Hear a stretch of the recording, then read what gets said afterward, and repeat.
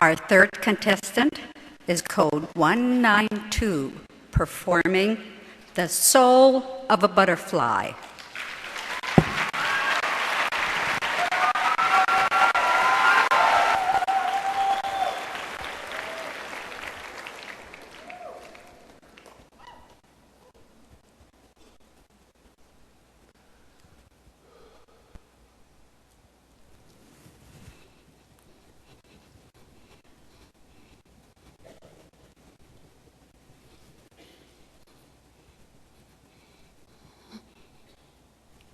Why me, heavyweight champ? Listen, I am beautiful, I am the greatest, I can't possibly be beat. Man, ooh, I'm the fastest thing on 2 feet. Float like a butterfly, sing like a bee. Ah, rumble, young man, rumble.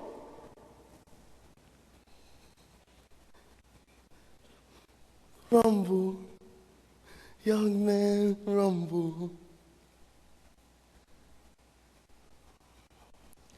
On February 25th, 1964, young boxer Cassius Clay shook up the world when he claimed his first heavyweight world title from Sonny Liston. After this shocking victory and the changing of his name to Muhammad Ali, he instantly became a world icon. But that doesn't mean the world was ready to accept him. Due to strategic trash talk and a unique sense of humor, he was often misconstrued as rude and arrogant. But in the final years of his life, the great Ali must fight again, this time against his worsening Parkinson's disease. He hopes his memoir will remind the world that he is just a man. And although no man is invincible, Ali shows us why he'll always be the greatest. The Soul of a Butterfly by Hannah and Muhammad Ali. People think that my illness has dramatically changed my personality over time.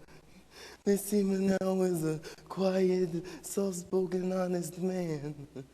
But during my boxing years, I was known as a loud, arrogant upstart. Ladies and gentlemen, you gotta be pretty to be the world champion. I tell you right now, look at this man.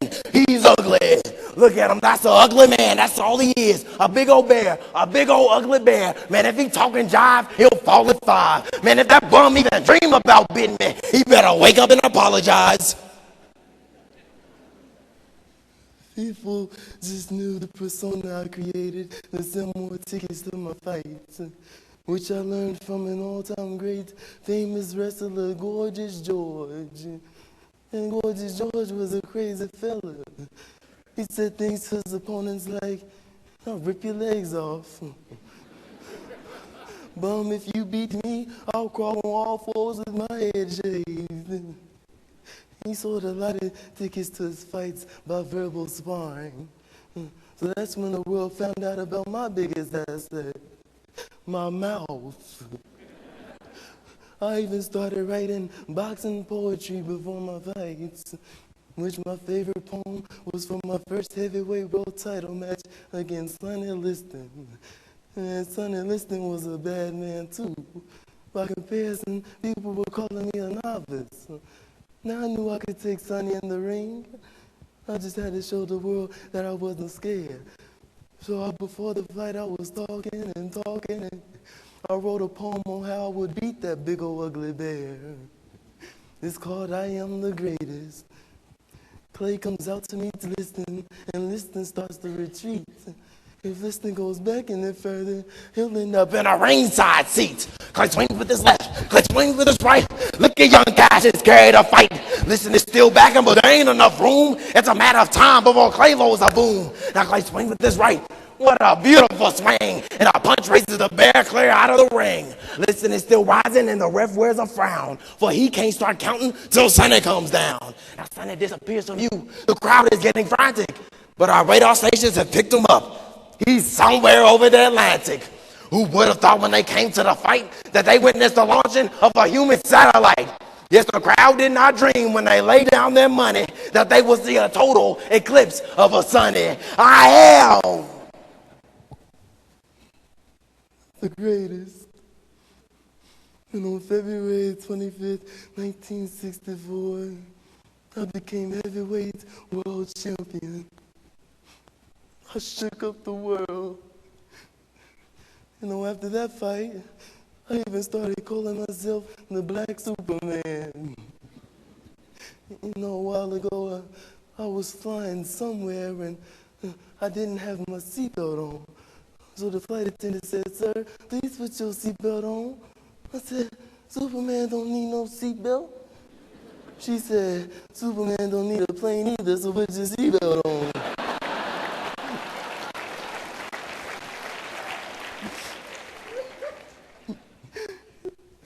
No, I knew I wasn't Superman. It's just every man wants to be invincible. And every man wants to be a hero, but we don't become heroes till we stand up and fight for what we believe in. For me, the year was 1967. I had been reclassified to 1A duty to serve in the Vietnam War. And everybody told me to take an induction into the Army, but I couldn't. I'm finally heavyweight champion of the world, finally got some money, finally got my championship status, trying to use that to demand all equal rights for all Americans, black and white, and the government wants to take that from me? Most importantly, my religious beliefs are not compatible with the expectations and duties of a soldier in combat. I don't know why we in Vietnam in the first place. I got nothing against them Viet Cong. Ain't no Vietnamese ever call me a nigga. I never regretted that day. I stood up for what I believed in, and I still paid the price. You know, critics will tell you that I was afraid to go to war. The truth is, it was much tougher standing up for my religious beliefs against the United States government and millions of people. You know, a while back, I wrote a poem for all my critics. It's called "I'm Still the Greatest." Since I won't let these critics seal my fate, they keep hollering that I'm full of hate. But they don't really hurt me none, 'cause I'm doing good and I'm having fun. Fun to me is something bigger than what those critics fail to figure. Fun to me is a lot of things, and along with it, some good I bring. While I'm busy trying to help my people, the critics write that I'm deceitful. But I could take it on my chin, and that's the honest truth, my friend. From Muhammad, you just have heard the latest and the truest word. So when somebody asks you, what's the latest? Just say, ask Ali, 'cause he's still the greatest. Now, I didn't just have critics in my life. I had friends too. I met a special friend one day. I was training for my George Foreman fight, and I heard a knocking at my door. At the door was this 12-year-old boy named Jimmy. See, Jimmy had been dying from leukemia, and he wanted to meet me before it was his time to go. So I let Jimmy in, and we took a picture together. He was so happy to see me. I said, "Jimmy, now I'm gonna beat George Foreman, and you're gonna beat cancer." He looked up and said, "You right, Ali." About 2 weeks later, I had a phone call from his father saying he wasn't doing too good. So I remember rushing to the hospital as fast as I could, and when I got there, Jimmy was on his deathbed. I said, "Jimmy, don't forget what I told you. I'm gonna beat George Foreman, and you're gonna beat cancer." He looked up and whispered, "No, Ali. I'm gonna die and go to heaven and tell God that you're my friend."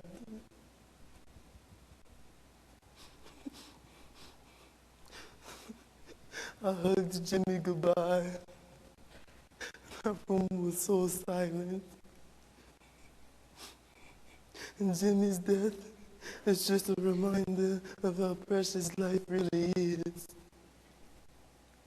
And I thank him every day for it. He's allowed me to understand that I've lived a blessed life. I wouldn't change anything. I know I'm not as physically healthy as I once was, but in a lot of ways, I'm a lot stronger now. I'm a lot stronger now. Some say it's because I'm still the greatest.